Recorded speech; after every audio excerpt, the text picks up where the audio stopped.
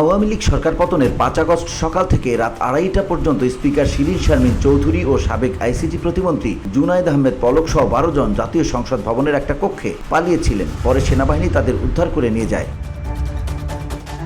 বুধবার ঢাকার metropolitan magistrate আদালতের শুনানি চলাকালে পলক এসব কথা বলেছেন। শুনানি চলাকালে তিনি আরো বলেন, আমার বিরুদ্ধে মিথ্যা অভিযোগ আনা হয়েছে, আমাকে জেল গেটে জিজ্ঞাসাবাদ করা হোক। শুনানি শেষে আদালত ভাটারা থানার হত্যা মামলায় তার 2 দিনের রিমান্ড মঞ্জুর করেন। বসুন্ধরা, উত্তরা, বনশ্রী, কুড়িল ও বাড্ডা সহ রাজধানীর বিভিন্ন স্থানে অভিজাত ও অত্যাধুনিক মানের ফ্ল্যাট কেনার এক নির্ভরযোগ্য প্রতিষ্ঠান প্লেজেন্ট প্রপার্টিজ লিমিটেড।